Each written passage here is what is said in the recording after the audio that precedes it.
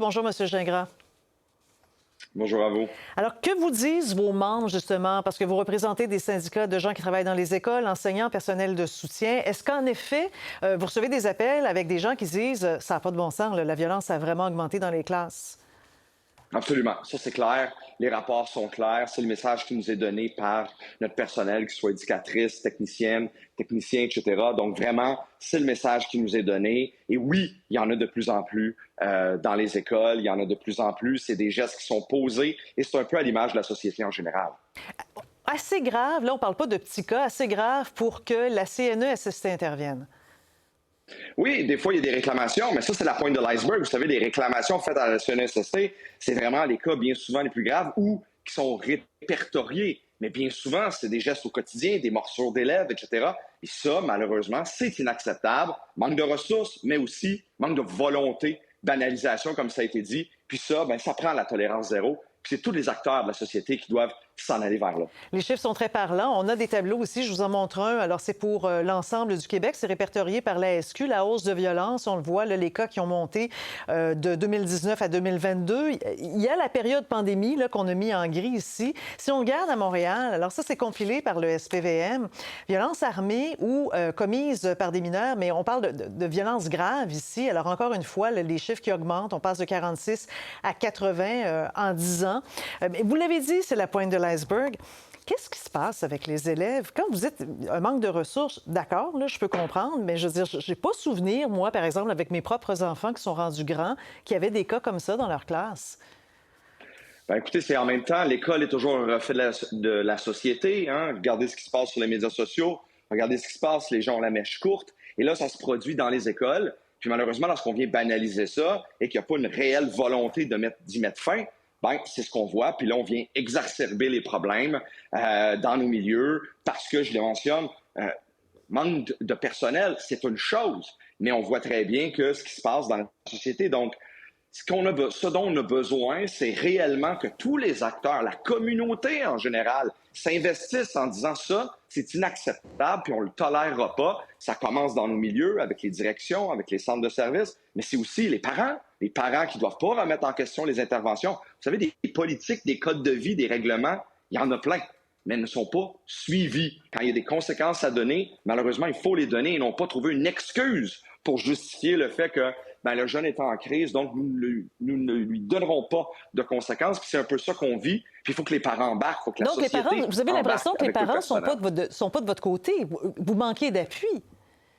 Bien, on manque d'appui en général. On l'a mentionné. Des fois, c'est des directions qui ferment les yeux. Des fois, ce sont des parents qui viennent argumenter. Mais tout ça, on a besoin de s'asseoir puis d'avoir cette discussion-là. Vous savez, la majorité des parents vont embarquer là-dedans. Mais il s'agit d'un événement, hein, un événement pour qu'après ça, on en parle. Puis après ça, ce sont des événements qui se passent au quotidien. Tantôt aussi, ce sont des événements qui ont des impacts sur la santé mentale. Toutes des choses dont on ne parlait pas il y a quelques dizaines d'années de ça. Mais là, maintenant, il faut en prendre compte. On ne peut pas tolérer ça dans nos milieux. On voit aussi des enseignants qui disent « là, ça fera. Moi, je sors de ma classe ». Il y a un hebdo fort intéressant qui en parle, un hebdo Saint-Jean-sur-Richelieu qui s'appelle Le Canada français, qui a rapporté hier. Là, on parle d'enseignantes de classe de première année. Ils sont petits en première année, là. Ils ont 6-7 ans ici. Alors, dans une petite école primaire, elles ont refusé, les deux enseignantes, d'enseigner vendredi dernier parce qu'elles disent les situations de violence, là, depuis le début de l'année, ça n'a juste aucun sens. Alors, moi, j'ai du mal à comprendre, là, première année. Est-ce que ça, vous entendez ça, vous aussi? Ben oui, et bien souvent, vous seriez surprise. Bien souvent, les cas les plus graves ou les cas pas ceux qui passent à la télé, là, mais vous savez, les cas qui ont des impacts sur l'intégrité physique, bien souvent, c'est avec les élèves les plus jeunes. Morsures, coups de pied, chaises lancées, etc.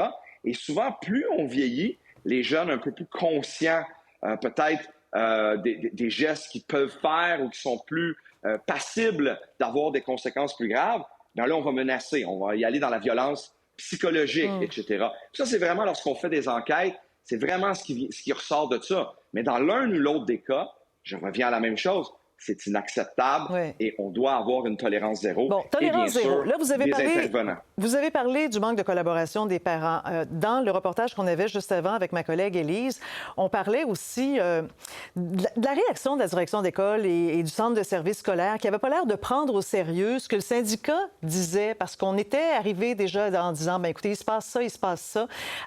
Qu'est-ce qui se passe? Est-ce que les conseils scolaires comprennent qu'il y a un problème? Parce que dans certains cas, on voit qu'il y a des plans qui sont appliqués, là. Oui, bien sûr, c'est pas mur à mur, mais on généralisera pas. Mais est-ce que encore en 2023 ou surtout en 2023, on cherche à camoufler, on cherche à passer par-dessus rapidement parce que fort probablement les problèmes sont nombreux dans une école? La réponse c'est oui. Donc c'est vraiment là, il faudrait se remonter les manches comme société, puis vraiment s'assurer que nos écoles là, sont exemptes de cette violence-là. Puis ça commence bien sûr par avoir les services nécessaires, mais après ça aussi, c'est une volonté de toute la communauté d'avoir une tolérance zéro envers la violence. Éric Gingras, président de la CSQ, merci beaucoup pour l'entrevue. Merci à vous. Au revoir.